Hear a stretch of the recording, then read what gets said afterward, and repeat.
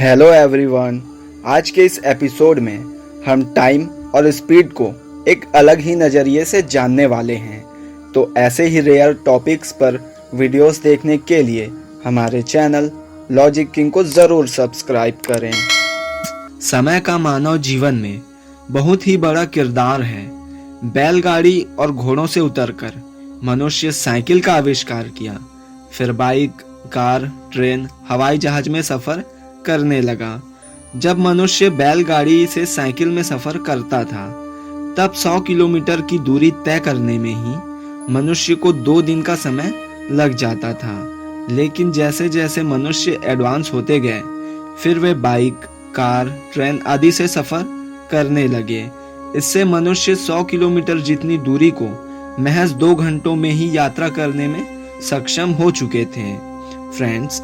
लेकिन यह स्पीड तो केवल कुछ ही किलोमीटर के लिए सही थी, और जब दूरी हजारों किलोमीटर की होती थी तब ये टेक्नोलॉजी भी पर्याप्त नहीं लग रही थी। लंबी दूरी यात्रा तय करने में मनुष्य सक्षम तो थे, पर इसमें बहुत ज़्यादा समय लग जाता था, और इन्हीं समस्याओं को ध्यान में रखते हुए हवाई जहाज का आविष्कार हुआ।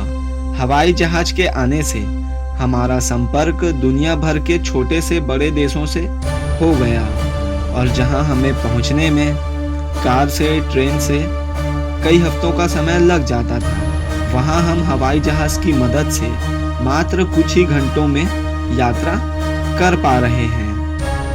अब यार, इस स्पीड से तो हमारी दुनिया का भ्रमण करना आसान है, पर इस एडवेंचर को आगे बढ़ाते हुए अगर हम मंगल ग्रह में पहुंचना चाहें तो हमें कितना समय लगेगा?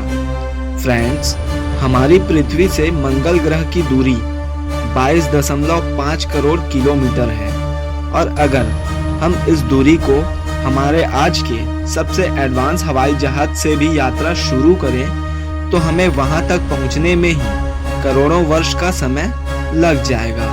पर यार, हम मनुष्य तो केवल 100-120 वर्ष ही जीवित रह पाते हैं, तो फिर इतनी बड़ी दूरी को आखिर हम तय कैसे कर पाएंगे? तो फ्रेंड्स, इन्हीं सवाल के जवाब में हमारे वैज्ञानिकों ने रॉकेट्स और अंतरिक्ष यान को डिज़ाइन किया। इनकी स्पीड हमारे हवाई जहाज़ की तुलना में बहुत ज़्यादा थी, और इन अंतरिक्ष यान से मंगल ग्रह तक पहुंचने में हमें केवल 7 से 8 महीने का ही समय लगने वाला था। फ्रेंड्स, बात यहीं पर ख़त्म होने ही वाली थी कि हमारे सबसे एडवांस टेलीस्कोप हबल ने अंतरिक्ष के बारे में ऐसे ऐसे रहस्यों का खुलासा किया कि हमारा अंतरिक्ष तो बहुत ज़्यादा विशालकाय है। फ्रेंड्स, हबल टेलीस्कोप के लॉन्च होने से पहले हमारे वैज्ञानिक मानते थे कि पूरे ब्रह्मांड में केवल एक ही गैलेक्सी मिल्की वे है, और इसी में ही पूरा ब्रह्मांड समाया हुआ है। लेकिन हबल टेलीस्कोप ने अंतरिक्ष की बहुत ही बारीकी से निरीक्षण करके हमें बताया कि जिस एक गैलेक्सी को हम पूरा ब्रह्मांड समझ रहे थे, पूरे ब्रह्मांड में वैसे वैसे अरबों खरबों गैलेक्सियां मौजूद हैं। हमारे वैज्ञानिकों की जिज्ञासा, जो कि स्पेस में लाइफ यानी एलियंस की खोज करना है, अब अगर हमें अपने सबसे नज़दीकी गैलेक्सी तक यात्रा करनी है तो हमें क्या करना होगा? हमारे सबसे नज़दीकी गैलेक्सी की यात्रा अगर हम सबसे अत्याधुनिक रॉकेट से भी करें तो हमें वहां तक पहुंचने में ही खरबों वर्ष का समय लग जाएगा। और ये तो बात थी केवल हमारे सबसे नज़दीकी गैलेक्सी की, पर हबल के अनुसार तो हमारे ब्रह्मांड में खरबों गैलेक्सियां मौजूद हैं। तो फ्रेंड्स, जब एक ही गैलेक्सी तक यात्रा करने में हमें करोड़ों वर्ष, अरबों वर्ष का समय लग रहा है, तो फिर हम बाकी गैलेक्सियों तक कब तक पहुंचेंगे?